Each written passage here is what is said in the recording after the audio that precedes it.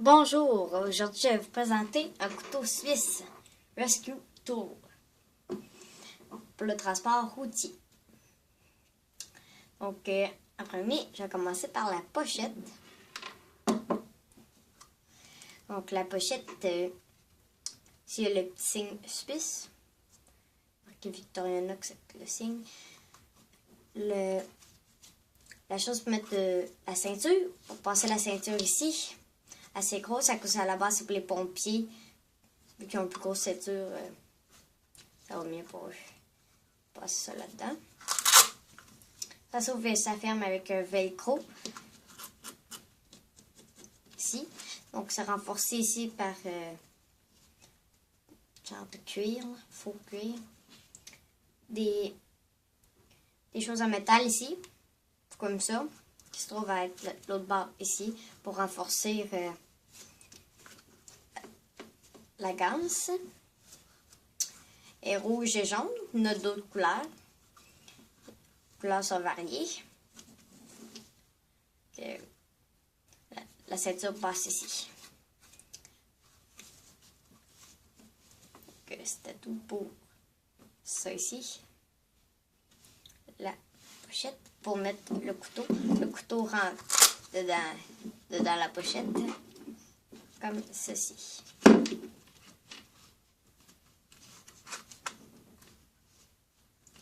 Je vais pas rentrer du bon bord. Comme ça. Ça donne ça ici. Le petit fil qui est ici, c'est pour tirer dessus, pour sortir le couteau. Le couteau se sauve avec un doigt, avec le pouce particulièrement. Donc ça s'ouvre comme ça ici. Comme ça. Avec le pouce. Puis ici, il y a l'anurlock qui vient bloquer la lame pour pas que ça referme sur les doigts. Donc, tasser ça comme ça. Et le dos est joué. Comme ça, on referme. Le pic à vitre. Une pince.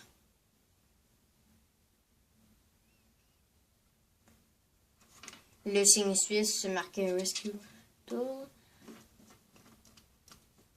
Un petit cure-dent pour les dents. En plastique. Tout le couteau à la base il est fait en stainless, sauf le plastique qui est dessus. La petite corde ici, ça pour tirer pour sortir de l'étui. On a ici la scie à bois. On a ici la scie à vitre. Puis le tournevis, l'ouvre-bouteille, le dénudeur de fil électrique. Donc, quand vous l'ouvrez au complet, il se trouve avoir lui aussi un liner lock, fait que ça bloque. Puis vous pouvez, pour que ça leur ferme ses doigts, quand vous levez le pare-brise à faire. Il y a d'autres vidéos qui expliquent comment faire sur ce couteau. Ici. Il y a un tournevis étoile. Ok. Ici. Comme ça. Un punch pour trouer les ceintures. Faire des trous de plus dans notre ceinture quand on grossit. Assez coupant ici. Faut pas que ça leur ferme ses doigts. Moi, c'est pour ça que je le prends par ici. Je ne le prends pas comme ceci. Pour pas que ça ferme sur le doigt. C'est un peu mal fait, ça là, mais en tout cas.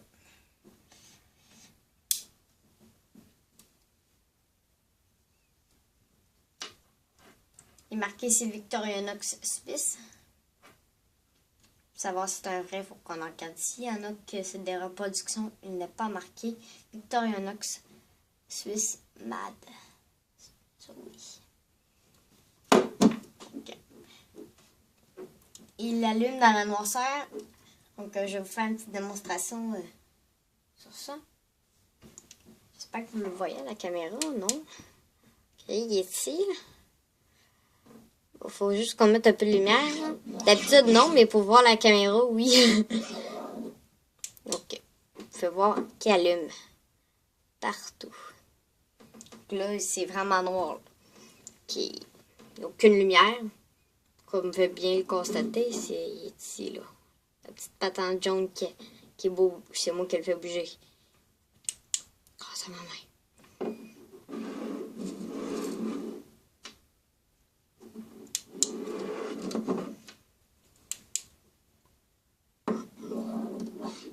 Regardez. On met la lampe de poche dessus. Puis, même plus besoin de la lampe. On voit le gros picot. Ou le signe suisse. Comme ça. Rescue Tool. Donc, l'autre bord aussi, ça fait ça. Un peu moins celui-ci, parce qu'il y a plus de métal. Donc, ça le fait à peine de ce bord-là, mais ça le fait le tour. Ça le fait un peu, là. Plus d'autres bords, naturellement, parce que d'habitude, c'est de ce côté-là que dedans l'étui qui se trouve. Attendez. Ici. Que quand on le met, c'est de ce côté-là. Fait que on peut le voir un peu dedans l'étui. Le jaune à la noirceur. Regardez, vous voyez la petite affaire jaune qui bouge. Donc c'est comme ceci. L'étui ne fluoresce pas, malheureusement. Puis c'était tout pour ça. Donc merci et bonjour. À la prochaine. Merci.